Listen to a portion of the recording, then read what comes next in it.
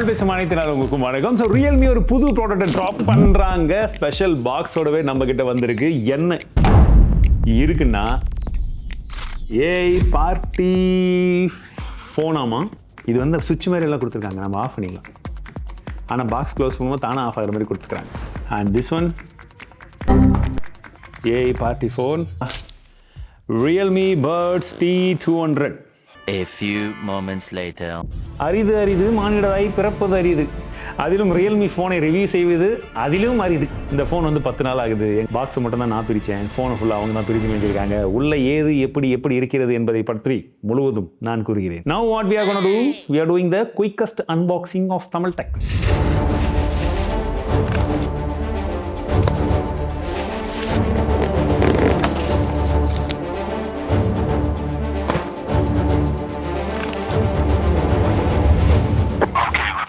இது ஒரு ultimate AI party phone அப்படின்னு சொல்கிறாங்க. ஸோ எப்படி இது ஏஐயில் பார்ட்டி ஃபோனாக மாறுச்சுன்றதை பற்றி நம்ம உள்ள டிஸ்கஸ் பண்ணுவோம். பட் அதுக்கு முன்னாடி ஃபஸ்ட்டு கையில் எடுக்கும்போது டிசைன் அண்ட் பில்ட் குவாலிட்டி பற்றி கேட்டிங்கன்னா ஸ்லிம்மாக இருக்குது, ஸ்லீக்காக இருக்குது, அண்டு எல்லா சைடுமே கர்வியாக இருக்கிறதுனால கையில் லைட் வெயிட்டாகவும் இருக்குது. வெயிட் என்ன பொறுத்த வரைக்கும் ஒரு 170 கிராம் இருக்கும்னு நினைக்கிறேன்.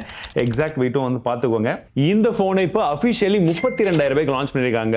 அந்த விலைக்கு நமக்கு ஏற்கனவே மார்க்கெட்டில் பார்த்தீங்கன்னா OnePlus Nord 5 இருக்குது, Poco F7 இருக்குது, அண்ட் iQ Neo 10 அதுவுமே இருக்குது. பாருங்கள் எந்த அளவுக்கு கன்ஃபியூஷனோடவே இந்த மார்க்கெட் ஃபுல்லாக இருக்குது. அதில் இது எப்படி இருக்குன்றதும் சொல்கிறேன். பட் கம்பேரிட்டிவ்லி உங்களுக்கு எந்த ஃபோன் பெஸ்ட்டாக இருக்குன்றதையும் கடைசியில் பார்க்கலாம். பின்பக்கமும் சரி, ஃப்ரேமும் சரி, இரண்டுமே பிளாஸ்டிக் தான் கொடுத்திருக்கிறார்கள். பட் என்னை பொறுத்த வரைக்கும் ஃப்ரேம் ஆச்சு மெட்டல் கொடுத்திருந்தா இன்னும் கொஞ்சம் பெட்டராக இருந்திருக்கலாம், ஏன்னா இந்த செக்மெண்ட்டுக்கு. பட் இதெல்லாம் இங்கே காம்ப்ரமைஸ் பண்ணி பின்னாடி எங்கேயாச்சும் வந்து அவங்க ஃபீல் பண்ணி வச்சிருக்காங்கன்றதை பற்றியும் டிஸ்கஸ் பண்ணுவோம். இப்போ அப்படியே முன்னாடி திருப்பி நம்ம டிஸ்பிளேவை பார்த்தோம்னா உங்களுக்கு எல்லா சைடுமே கர்வுங்க. பார்க்குறதுக்கு ஒரு கர்வியாக டிஸ்பிளே நல்லாவே இருக்குது. 1.5K ரெசல்யூஷனில் நமக்கு 6.8 இன்ச் டிஸ்பிளே வந்து கொடுத்துருக்காங்க. AMOLED டிஸ்பிளே தான். 144 ஹெர்ட்ஸ்க்கான ரெஃப்ரெஷ் ரேட் வேறு. இது நோட் பண்ணுங்க இவரான கார்னிவல சவனையா போட்டால் சுக்கு நூறாக நொறுங்கிடும். ஏன்னா கீழே இருக்கிறது டைல்ஸ். ஏன்னா ஏற்கனவே எங்கள் ஆளுங்க கீழே போட்ட மாதிரி தான் இருக்குது. ஸோ அவங்களுக்கே ஒரு கன்ஃபியூஷன். ஏன்னா ஒரு தடவை சவனை இருக்குன்னாங்க, இன்னொரு தடவை கார்னிவல கிளாஸ் மட்டும் தான் இருக்குன்னாங்க. எதுன்னு எக்ஸாக்டாக தெரியல. ஸோ சவனையும் நம்ம சொல்லியிருக்காங்க. 6500 நிட்ஸ்க்கான பீக் பிரைட்னஸ் இருக்குது. இது பீக் மட்டும் தான். நீங்கள் HDR பார்க்கும்போது ஏதாச்சும் ஒரு ஜோனில் மட்டும் தான் உங்களுக்கு இந்த பீக் பிரைட்னஸ் தெரியும். மற்றபடி HPM தான் ரொம்ப இம்பார்ட்டன்ட். அதற்கு 1800 நிட்ஸ்க்கான பிரைட்னஸ் வந்து கொடுத்துருக்காங்க. ஸோ நார்மலாக இன்டோர் அவுட்டோரில் பிரைட்னஸில் பிரச்சனையே கிடையாது. அண்ட் டிஸ்பிளேவும் பார்க்கறதுக்கு நல்லா கலர்ஃபுல்லாகவே இருக்குது. அண்ட் நெட்ஃப்ளிக்ஸ் மற்றும் யூடியூப் ரெண்டுத்துலையுமே HDR-க்கான சப்போர்ட் கொடுத்துருக்காங்க. யூடியூப்ல நம்ம பார்க்குற மாதிரி அந்த ஓரியன்டேஷன் பண்ணும்போது அந்த கிளிச் இருக்கான்னு பார்த்தீங்கன்னா ரொம்ப மினிமலாக தான் இருக்குது. PWM டிமிங்கை பொறுத்த வரைக்கும் 4600 கொடுத்துருக்காங்க ஹெர்ட்ஸ். ஆப்பிள், சாம்சங்கு இவங்கெல்லாம் என்ன பண்ணுறது, இன்னும் 1000 தான். அதாவது லோ லைட்டில் யூஸ் பண்ணும் போதெல்லாம் கண் என்ன மாதிரி ப்ராப்ளம் ஆகுன்றதை பற்றி நம்ம ஏற்கனவே வீடியோ போட்டிருக்கோம். இந்த PWM டிமிங், DC டிமிங்னா என்னன்றதை பற்றி. இவங்கெல்லாம் பாருங்கள், ரியல்மியே இவ்வளோ கொடுக்குறான். நான் மிஸ்டர் பழம் இதெல்லாம் கேட்க மாட்டேன். நீ IP69 கொடுத்துருக்காங்க மிஸ்டர் பழம். IP69 இது இருக்கு. அண்ட் ஃபிங்கர் பிரிண்ட் சென்சரும் கொடுத்துருக்காங்க. In display finger print sensor தான். ஆனால் கீழே எடுத்துட்டு போய் கொடுத்துருக்காங்க பாருங்க, எவ்வளோ கீழே இருக்குன்னு. அண்ட் டியூல் ஸ்டீரியோ ஸ்பீக்கர் கொடுத்துருக்காங்க. ஆடியோ குவாலிட்டி நம்ம 80ல் வச்சு கேட்கும் பொழுது அப்போ ஆடியோ குவாலிட்டி நல்லா இருக்கு, கிளாரிட்டி நல்லா இருக்கு, லவுட்னஸும் ஓகே. பட் பேஸ் கொஞ்சம் கம்மியாக இருந்துச்சு. சரி நம்ம 90-100 வைக்கலாம் அப்படின்னு பார்த்தீங்கன்னா 90-100 வைக்கும் போது அப்படியே பிரிஞ்சு போகுது. திரும்ப சேர்த்து வைக்கணும் அப்படின்னா நீங்கள் 90க்கு 80க்கு வந்தால் தான் சேர முடியுது. பட் அந்த டைமில் உங்களுக்கு அந்த அளவுக்கு பேஸ் கிடையாது. ஸோ இன்னும் கொஞ்சம் அதை இம்ப்ரூவ் பண்ணியிருக்கலாம். ஸோ கேமரா பொறுத்த வரைக்கும் 50 மேப்ஸ்க்கான கேமரா வந்து சொல்லியிருக்காங்க. போன ஜென்ரேஷன்லேருந்து இது கொஞ்சம் அப்கிரேட் தான். ஏன்னா பிரைமரி கேமரா வந்து பார்த்தீங்கன்னா உங்களுக்கு 50 மேப்ஸ்க்கான சோனி AMX 896 அப்படின்னு சொல்லக்கூடிய ஒரு OIS சென்சர் வருது. ரெண்டாவதாக 50 மேப்ஸ்க்கான அல்ட்ரா வைட் சென்சர். மூன்றாவதாக செல்ஃபியும் 50 மேப்ஸ்க்கான கேமரா கொடுத்துருக்காங்க. எங்க ப்ரோ பின்பக்கமாக 3வது கேமரா விட்டுட்டீங்களேன்னு கேட்குறீங்களா? ஆக்சுவலி இது நான் விடல, அவங்களே விட்டுட்டாங்க. இன்னொன்று என்னன்னு நாங்களும் ஆராய்ச்சி பண்ணினே இருக்கிறோம். இன்னும் தெரிஞ்சால் எங்கள் போட சொல்கிறேங்க, பார்த்துக்கோங்க. ஆனால் என்ன ஒரு சிறப்பான விஷயம் அப்படின்றால் இந்த 3 50 மேப்சல் கேமராவிலும் நம்மளால் 4K-வில் வீடியோ எடுக்க முடியும். அந்த வீடியோ எப்படி இருக்குன்னா இப்படி தாங்க இருக்கு. இப்போ அடிக்கிற காத்துக்கு ஆடியோ எப்படி மேட்ச் ஆகுதுன்னு பாருங்க. சன் பெருசாக கிடையாது, ஈவினிங் டைம் தான் கொஞ்சம் க்ளவுடியாக இருக்கு. இதில் வரக்கூடிய சன்லைட்டை பொறுத்த வரைக்கும் எப்படி இருக்கு. வைட் ஆங்கிள்லையுமே நமக்கு 4K 60 fps-க்கான சப்போர்ட் கொடுத்துருக்காங்க. ஸோ இதில் கலர் ஷிஃப்ட்லாம் இருக்கா இல்லை எப்படி இருக்குன்னு வந்து பாருங்க. ஜஸ்ட் வாக் பண்ணுறேன். இப்போ ஷேடோவில் நார்மலாக பார்த்துட்டீங்க எப்படி இருக்கு. ஃப்ரண்ட் ஃபேசிங் கேமரா நமக்கு 4K 60 fps வீடியோ எடுக்க முடியும். இப்போ ஈவினிங் டைம் சன் அந்த அளவுக்கு கிடையாது. பட் இருந்தாலும் பார்க்கறதுக்கு சின்டோலாம் எப்படி இருக்குன்னு வந்து பாருங்க. ஜஸ்ட் அப்படியே திரும்புகிறேன். எனக்கு ஃபோனில் பார்க்கும்போது அந்த அளவுக்கு பெருசாக தெரியல. ஏன்னா இப்போ தான் இன்னொரு ஃபோனுடைய கேமரா சாம்பிள் எடுத்தேன், அதில் கொஞ்சம் பெட்டராக தெரிஞ்சது. ஸோ இப்போது இந்த செடியெல்லாம் ஓரளவுக்கு தெரியுதா? இப்போ தாங்க என் மூஞ்சி எனக்கு ஓரளவுக்கு நல்லா தெரியுது. டைனமிக் ரேஞ்ச் எப்படி இருக்கு. சர்ப்ரைசிங்லி ரியர் கேமரால நமக்கு மெயினா இருக்கட்டும் அல்ட்ரா வைட்ல இருக்கட்டும் ரெண்டுத்துலயுமே 4K வீடியோ குவாலிட்டி நல்லாவே இருந்துச்சு. வீடியோ சாம்பிள்ஸ் பார்க்கும்போது உங்களுக்கு தெரிஞ்சிருக்கும். ஆனா செல்ஃபில அந்த அளவுக்கு கிடையாது. அண்ட் இந்த அண்டர் வாட்டர் போட்டோகிராஃபின்லாம் ஒரு விஷயம் தராங்க. பட் இந்த மாதிரி விஷயங்களை ட்ரை பண்ணி அதில் தண்ணி போய் ஃபோன் ஏதாச்சும் ரிப்பேர் ஆச்சுன்னா வாரண்டியில் வராதா? அப்புறம் எதுக்கு அண்டர் வாட்டர் போட்டோகிராஃபின்னு எனக்கும் சத்தியமா புரியல. இது இந்த பிராண்ட் மட்டும் கிடையாது, எல்லா பிராண்டும் இதை ஒன்று சொல்லிக்கிறாங்க.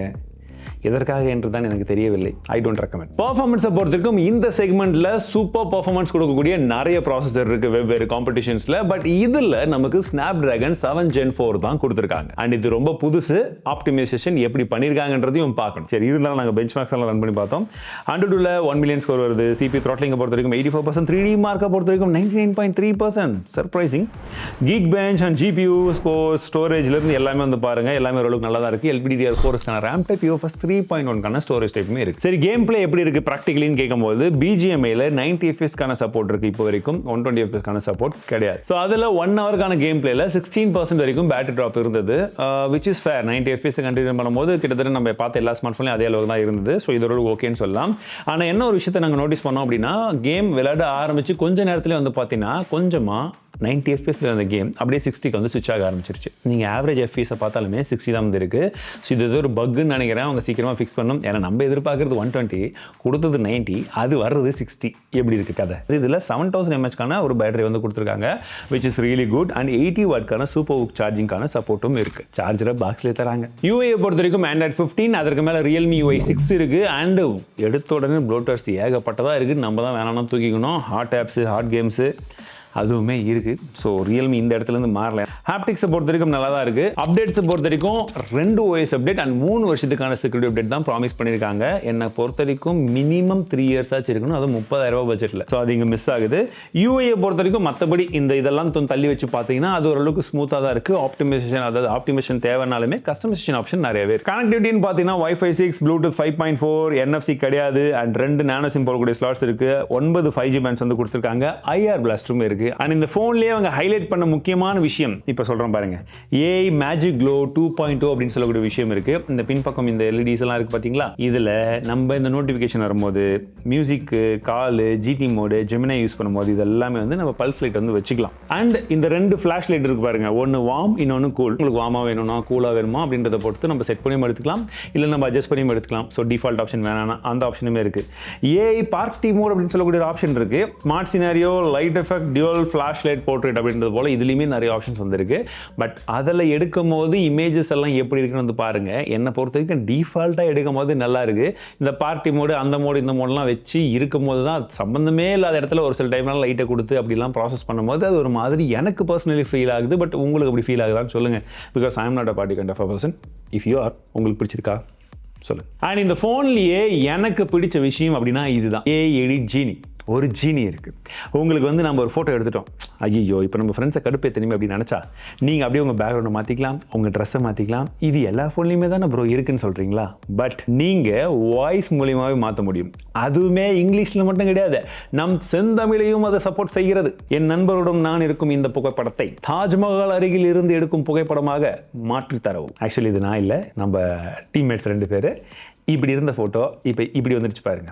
தாஜ்மஹாலை காணும்னு நினைக்காதீங்க, நாங்கள் ரியலிஸ்டிக்காக காமிக்கிறோம். தாஜ்மஹாலோட என்ட்ரன்ஸ்லேருந்து காமிக்கிற மாதிரி காமிக்குது, வேற ஒன்றும் இல்லை. ஸோ இந்த மாதிரி நாங்கள் இன்னும் இந்த AI வச்சு நிறைய விஷயங்களை ட்ரை பண்ணோம். அந்த ஃபோட்டோஸ்லாம் எப்படி இருக்குன்னு பாருங்க. எது ஒரிஜினல், எது டூப்ளிகேட் உங்களுக்கு தெரியுதா? எஸ், எனக்கும் தெரியுது. பட் இருந்தாலும் ஒரு அப்படி கேட்கறது பாருங்க எப்படி இருக்கு. AI இன்ஸ்பிரேஷன் ஒன்று இருக்கு. AI யோசிச்சு AI எடிட் பண்ணி நம்ம கொடுத்துரும். அதாவது நம்ம கிட்ட இருந்த மனுஷங்க கிட்ட இருந்த ஒரே வேலை யோசிப்பது மட்டும்தான். அதையும் நானே செய்து கொள்கிறேன் என்று இந்த AI பெருமையாக கூறிக்கொள்கிறது. AI லேண்ட்ஸ்கேப் அப்படின்ற ஒரு ஆப்ஷன் இருக்கு. இது ஆட்டோ கலர் பண்றது, லைட்டா அந்த எஃபெக்ட்ஸ் மாத்துறது, இந்த மாதிரி விஷயங்களுக்கெல்லாம் இதையும் வந்து யூஸ் பண்ணிக்கலாம்.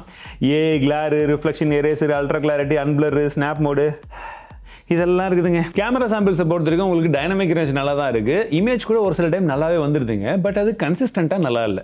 ஒரு சில டைம் வந்து பார்த்தீங்கன்னா கொஞ்சம் ஓவர் ப்ராசஸிங் பண்ணுது. இன்னொரு சில டைமில் வாவ் சூப்பராக எடுத்திருக்கே அப்படின்ற மாதிரி தான் தோணுது. போர்ட்ரேட்டை பொறுத்த வரைக்கும் வந்து பார்த்தீங்கன்னா நார்மலாக எடுக்கும்போது கொஞ்சம் உங்களுக்கு சேச்சுரேஷன் கான்ட்ராஸ்ட் அதிகமாக இருக்குது, பேக்ஸ் கொஞ்சம் அதிகமாக இருக்கும். பட் 2xல போர்ட்ரேட் வந்து பார்த்தீங்கன்னா அதில் ப்ராசஸிங் நல்லாவே பண்ணியிருக்கு. அண்ட் செல்ஃபியுமே கிட்டத்தட்ட அதே மாதிரி தான். ஓரளவுக்கு டீட்டெயில்ஸ் நல்லா இருக்குது. பட் இன்னும் கொஞ்சம் இம்ப்ரூவ்மெண்ட் பண்ண வேண்டியது இருக்குது இந்த ஓல்ட் கேமராவில். அண்ட் ஃபைனலி 144 ஹெர்ட்ஸ்க்கான ரெஃப்ரெஷ் ரேட்ஸ் கொடுத்துருந்தாலுமே அது எல்லா இடத்துலையுமே இன்னும் தென்படலை. ஒரு சில சிஸ்டம் மேப்பில் மட்டும்தான், அது யூஸே இல்லாத அந்த கால்குலேட்டர் இந்த மாதிரி இடத்துல மட்டும்தான் வருது. அதோடைய ஃபுல் ஆப்டிமேஷன் கொண்டு வரல. ரெண்டாவது, போன வருஷம் அவங்க லான்ச் பண்ண 14 Pro Plus என்ன பிரைசிங்கில் லான்ச் பண்ணாங்களோ அந்த பிரைசிங்கு இப்போ 15 Proவை லான்ச் பண்ணியிருக்காங்க. அப்போ எதிர்பார்ப்பும் அந்த அளவுக்கு இருக்கும்னு யோசிச்சு பார்க்கும்போது தான் போன வாட்டி இருந்த டெலஃபோட்டோ லென்ஸ் இதில் கிடையாது. ஸோ பிரைசிங் ஏற்றிருக்காங்க. அண்ட் கேமராவுமே அந்த அளவுக்கு இருக்கானும் போது அங்கேயுமே கொஞ்சம் இடிக்குது. பர்ஃபார்மன்ஸுமே ஒரு நல்ல ப்ராசஸரே இருந்தாலும் இந்த பட்ஜெட்டுக்கு 32,000 ரூபாய்க்கு காம்படிஷனில் இதையெல்லாம் தூக்கி சாப்பிட்ற அளவுக்கு பெரிய டீரெக்ஸ் எல்லாம் இருக்கு. அதை விட்டுட்டு இந்த ஸ்மார்ட் ஃபோனை யாரும் பர்ஃபார்மன்ஸ்க்காக ப்ரிஃபர் பண்ண போகிறது கிடையாது. அப்படி ப்ரிஃபர் பண்ணுறதா இருந்தால் போக்கோ F7 ப்ரிஃபர் பண்ணுவீங்க. அப்படி இல்லைனா iQOO Neo 10 இருக்கு. இது ரெண்டுமே அட்டகாசமான பர்ஃபார்மன்ஸ் கொடுக்குது. இன்ஃபேக்ட் சொல்ல போனால் கேமரா Neo 10 இது கம்பேரிட்டிவ்லி கொஞ்சம் நல்லாவே இருந்துச்சு. இல்லை ப்ரோ இது கொஞ்சம் ஆல்ரவுண்டராக ட்ரை பண்ணியிருக்காங்கன்னும் போது தான் எனக்கு இன்னும் கன்ஃபியூஷன். ஏன்னா ஆல்ரவுண்டரா ஏற்கனவே OnePlus Nord 5 இருக்கு. அந்த யூஐக்கும் இந்த யூஐக்கும் சோலி பட்டா கூட வராது. அப்படி பார்க்கும்போது இது கொஞ்சம் கன்ஃபியூசிங்கான ஒரு பிரைசிங்ல தான் வச்சிருக்காங்க. மேபி அவங்க ஆஃபர்லாம் சேர்த்து இந்த 28க்குலாம் வரும்னு சொல்றாங்க பாருங்க. டிஃபால்ட்டாவே ஒரு 27, 28க்கு லான்ச் பண்ணியிருந்தாங்கன்னா அப்போ ஓகேன்ற மாதிரி இருந்திருக்கும். பட் இப்போ எப்படி இருக்கு, உங்களுடைய கருத்துக்கள் என்னன்றதை சொல்லுங்க.